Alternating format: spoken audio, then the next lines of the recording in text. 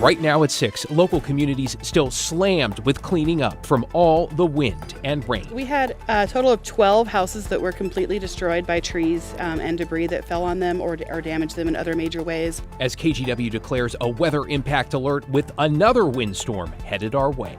Plus, we are going to be transparent and we will acknowledge the struggles that we've had. The serious findings from a new grand jury investigation into Oregon's largest youth correctional facility. Then, Portland's new burglary task force takes down what appears to be a suspected serial bike thief. There's no one size fits all. We are aimed at prosecuting those that are prolific burglars in our community. And later, there's a ton of respect for them because they've got the winning formula, right? the Oregon Ducks gearing up for the first Orange Bowl in school history against the high-flying Red Raiders of Texas Tech.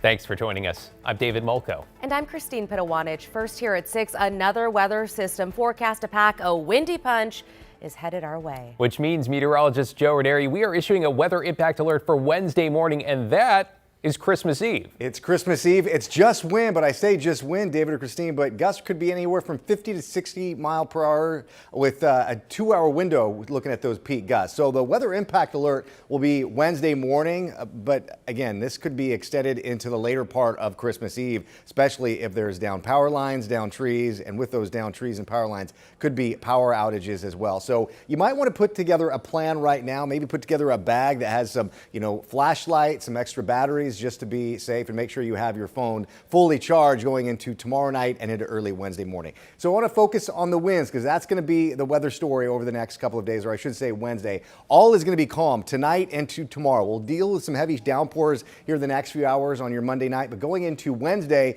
is when things really pick up. You can see the gusts going anywhere from 40 to maybe 50 miles per hour. And again, that's going to be basically right around sunrise to the early part of the afternoon. And then we go into late Christmas Eve. We're done with the winds and we'll start to see some drier conditions. But again, when we're looking at gusts that high, there could be some widespread power outages, not just here locally, but up and down the I-5 corridor, as well as the Oregon coast. And keep in mind, we've been seeing over 8 inches of rain, so it's not going to take much of a gust to see some trees and power lines come down. I'll talk more about your detailed forecast and the weather impact alert in just a few minutes. Thanks so much, Joe. And to your point there, PGE is already moving crews and warning about power outages on Christmas Eve. Yeah, and that's after nearly 200,000 customers from PGE and other utilities spent some of last week in the dark. When we look at potential impacts to PGE and other utilities in the area, it is across our entire service area. There's a lot of extra compounding factors going on right now, especially this week with the holidays, and so we really want to make sure everyone is as prepared as possible.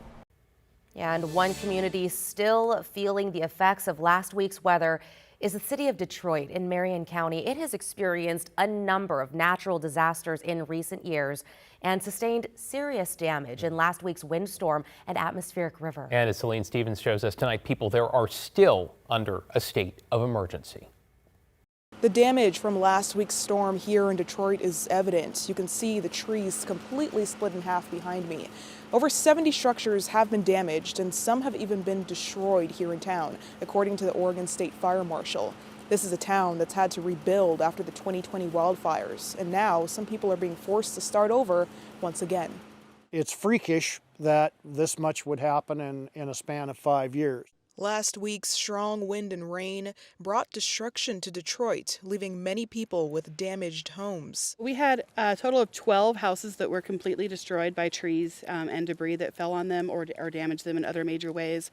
And then 18 had major damage to them, and then another 47 had minor damage. Strong winds early Wednesday morning toppled trees across the town, including here at the city's Civic Center. The roof left damaged and windows left smashed by fallen trees.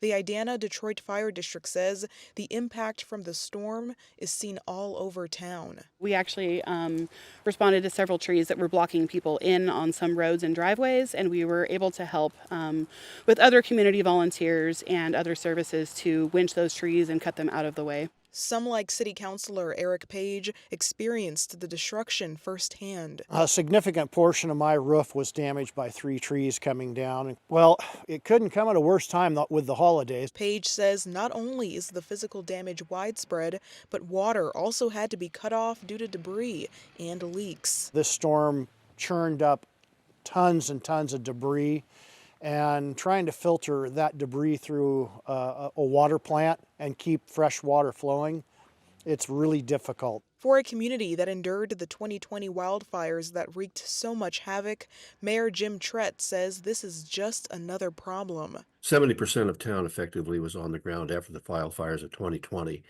It's been a 5-year process. We were just beginning to get on top of it. I've been in Detroit since 1971. My family's been here, and we've seen storms here, but I've never seen one like this. Still, everyone I spoke with says people have come together to help one another clear roads and start recovery. I haven't heard anybody yet indicate, gee, I've had enough. I think they're all putting their foot down and saying, well, we'll get through this like we got through the last one. The damage estimates could continue to grow as people return to their homes. The water is back on throughout town, aside from homes where pipes are damaged. That said, a boil water notice is still in effect. For those in need of bottled water, they can come to the city's Civic Center. In Detroit, Celine Stevens, KGW News. In your headlines tonight, Oregon and over 20 other states are suing the Trump administration again, this time over the defunding of the Consumer Financial Protection Bureau, the CFPB, as it's known, as the main independent watchdog meant to protect American consumers. Its current director is Russell Vogt, a key author of Project 2025. Oregon AG Dan Rayfield saying Vogt is refusing to request any funding for the agency, virtually guaranteeing it runs out of money next month. This is the same agency that stopped Wells Fargo when they were taking advantage of consumers without their consent and opening millions of accounts without consent. This is the same agency that stopped Navient, who was taking advantage of student loan borrowers. This is the same agency that protects people who have credit cards, payday lending, mortgages, you name it. This is the agency that's looking out on behalf of all of us.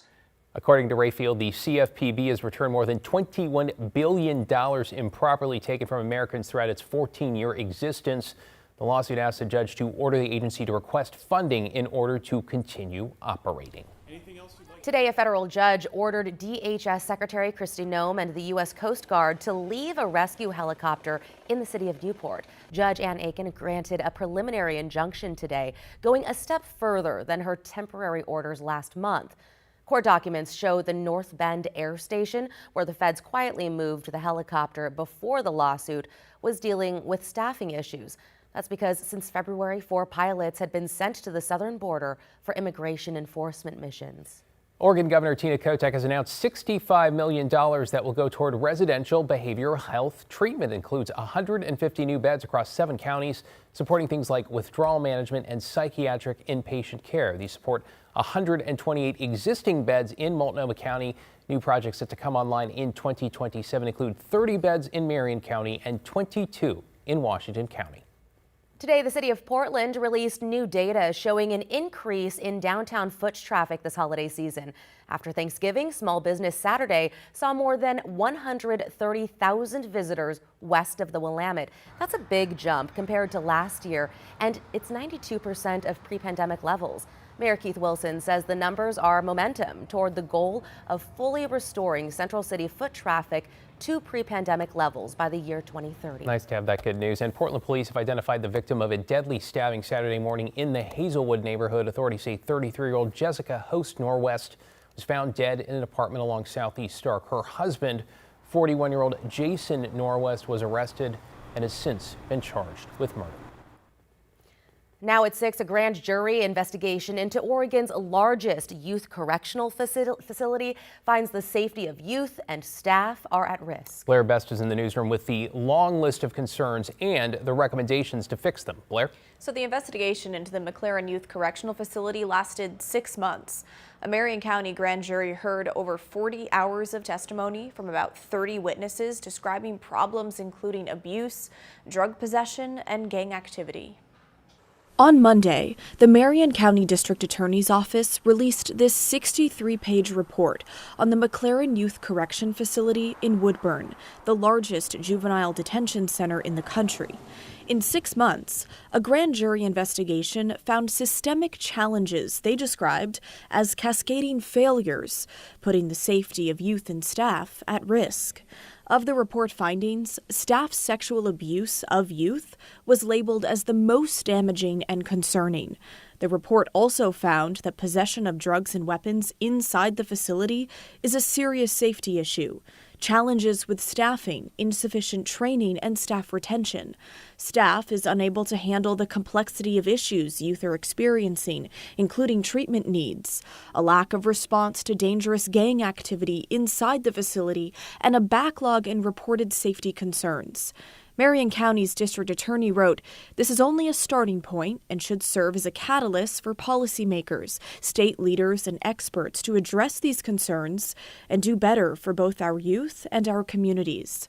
Last week, KGW went inside the McLaren Youth Correction Facility. We do recognize some of the concerns people have, and frankly, they're justified. Here's Superintendent Troy Britting. We're pretty transparent about the struggles we've had here historically or in the past couple years, especially following COVID and during COVID. And we're really just hoping that it highlights our commitment to re-energizing and reorganizing and moving things forward. The grand jury gave 17 recommendations, including improve staff training, create a better response for staff who have been assaulted on the job, increase security, and use body scanners and police canines to catch people with drugs or weapons. A spokesperson for the Oregon Youth Authority responded, saying in part, "OYA embraces transparency as the cornerstone of public confidence. The report confirms our internal assessments, and the public can have full confidence that work is well underway to address the concerns within OYA's control and budget." And just really slowing things down, trying to be more specific in the work we do, giving our staff and our youth clear vision on what we're trying to do, and just get everybody working in the same direction. Now, the grand jury also issued 10 criminal indictments for conduct happening at the youth facility, some of those involving staff members. Now, some of the indictments were from investigations affected by the lack of follow-through and untimely response to reported safety concerns. David. Thanks, Blair. Appreciate you digging through that for us. Developing this evening, a suspected serial bike thief is now behind bars and facing a long list of charges in what appears to be the second big get for Multnomah County's new burglary task force. Our Devin Haskins is live near the courthouse downtown. Devin, what do we know about this latest indictment? Well, guys, it's 43 charges stemming from 11 separate burglaries over the course of a couple months over the summer. Now, the suspect is in jail right now, but police and the DA's office say they're still looking for someone else. The district attorney's office providing this surveillance video, June 19th at the Frankie condos in Southeast Portland. A man seen walking out of the bike storage locker with an e-bike.